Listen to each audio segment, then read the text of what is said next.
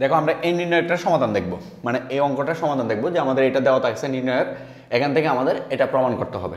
ওকে, তাহলে আমাদের টার্গেট কি?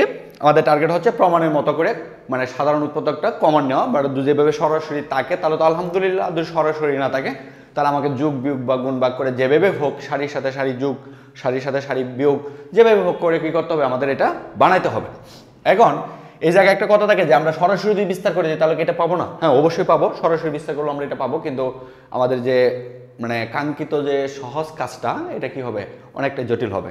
ক্লিয়ার? তাহলে এই জায়গা থেকে আমরা কি করব যে যোগ বিয়োগ করে গুণ ভাগ করে আমরা আস্তে আস্তে নির্ণয়কে বিস্তার করার যে মানে প্যাটার্নটা, ওই প্যাটার্নটা আমরা সহজ করব। ঠিক আছে? তাহলে এখন দেখো যে আমরা যদি এখন লেফট হ্যান্ড সাইডে এটা এতটুকু থেকে কাজ শুরু করি, প্রথমে দেখো আমাকে কি আছে, এ বি সি গুণ আকারে আছে, তার সাথে এ মাইনাস বি আছে, বি মাইনাস সি আছে, সি মাইনাস এ আছে।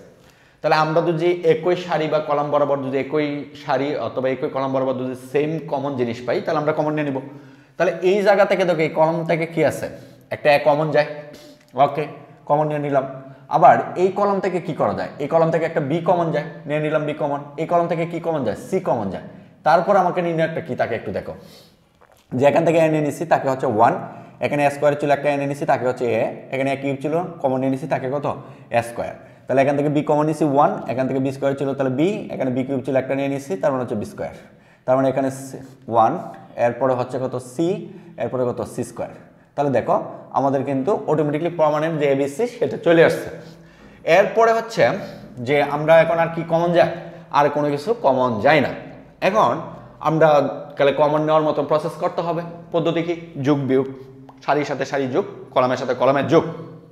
এখন যোগ করার সময় আমাদের কোনটা থেকে কোন সারিটা থেকে কোন সারিটা বা কোন কলমটা থেকে কোন কলমটা বিয়োগ করতে হবে সেটাও প্রমাণের সাথে লক্ষ্য করতে হবে।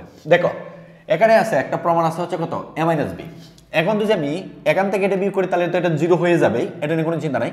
তাহলে এ থেকে এই কলম থেকে যদি এই কলম বিয়োগ করি তারপরে কি হবে, এ মাইনাস বি হবে। আর এখানে স্কোয়ার মাইনাস বি স্কোয়ার হবে, মানে একটা এ মাইনাস বি পদ পাবো, তারপরে আমার এ মাইনাস বি কমন যাবে। তাহলে আমরা এই কাজটা করতে পারি যে এ বি সি আমরা যেটা আছে কমন এটা আমরা রাখলাম। আমরা যে কাজটা করতেছি সেটা কি, C1 থেকে C2 বিয়োগ করতেছি, বসাবো কোথায়, অবশ্যই C1 প্রাইমে। তাহলে এখান থেকে এটা বিয়োগ করলে কত 0, এখান থেকে এটা বিয়োগ করলে হচ্ছে এ মাইনাস বি, এখান থেকে এটা বিয়োগ করলে যেটা আসে এ স্কোয়ার মাইনাস কত বি স্কোয়ার। আবার আরেকটা কাজ করতে পারি একসাথে, যে বি মাইনাস সি আছে, ঠিক আছে, তার মানে এইখান থেকে এটা বিয়োগ করতে পারি। তার মানে আমরা C2 থেকে C3 বিয়োগ করে দিব, বসাবো হচ্ছিল C2 প্রাইমে। তার মানে কত হবে 0।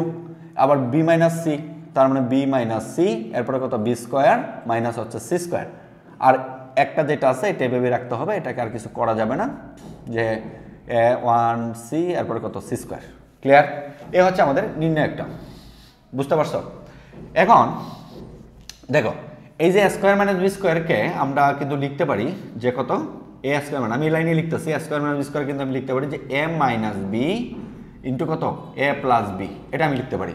আবার বি মাইনাস সিকে আমি লিখতে পারি যে বি মাইনাস সি ইন্টু কত বি প্লাস সি, এই কাজটুকু আমি করতে পারি।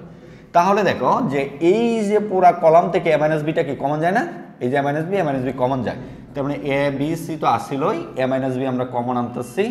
আবার এই পুরা কলাম থেকে বি মাইনাস সি কিন্তু কি যায়, কমন যায়, তার মানে বি মাইনাস সিটাও আমরা কি কমন নিয়ে আসতেছি।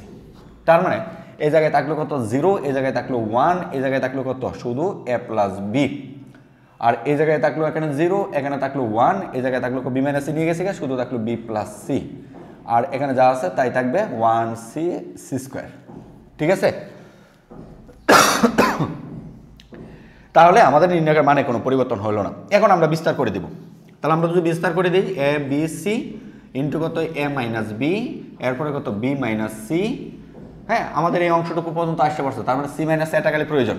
এখন যদি আমরা বিস্তার করি তাহলে এই যে 0 বরাবর বিস্তার করলে লাভ নেই, 0 বরাবর বিস্তার করলে 0 হয়ে যাবে, তাও করার দরকার নেই। 1 বরাবর আমরা বিস্তার করব, তাহলে 1 বুক্তির চিহ্ন হচ্ছে প্লাস, তাহলে আমাদের এই কলাম বাদ যাবে আর এই সারি বাদ যাবে, তাহলে এটা দ্বারা এটা গুণ হবে, তার মানে কত বি প্লাস সি মাইনাস সূত্রে মাইনাস, এটা দ্বারা এটা গুণ হবে, কত হবে এ মাইনাস বি হবে, কারণ মাইনাস দিয়ে গুণ করলে মাইনাস হয়ে যায়। তার মানে এই যে বি আর এই বি কাটাকাটি, তাহলে আমাদের কি থাকে, তাকে হচ্ছে সমান সমান এ বি সি ইন্টু হচ্ছিল এ মাইনাস বি ইন্টু হচ্ছে বি মাইনাস সি, আর এই জায়গায় তাকে কত সি মাইনাস এ, হ্যাঁ আমাদের সি মাইনাস এ ছিল, হয়ে গেছে সি মাইনাস এ, এটা হচ্ছে আমাদের রাইট হ্যান্ড সাইড। ঠিক আছে, আশা করি বুঝতে পারছো যে নির্ণায়কের প্রত্যেকটা অঙ্কের কাজ মানে বিস্তার করে প্রমাণ করো, এই কথাটা যদি তোমাকে উল্লেখ থাকে তাহলে আমাদের প্রত্যেকটা অঙ্কের কাজ হচ্ছে এটা। অঙ্কটা জটিল হইতে সহজ হইতে কিন্তু আমাকে কাজগুলা এগুলাই করতে হবে, যে টাইপেরই অঙ্ক থাকুক আমাকে এই যোগ বিয়োগ করে প্রমাণের মতো করেই আমাকে কি করতে হবে, সাজাইতে হবে। ঠিক আছে, তাহলে আশা করি বুঝতে পারছো।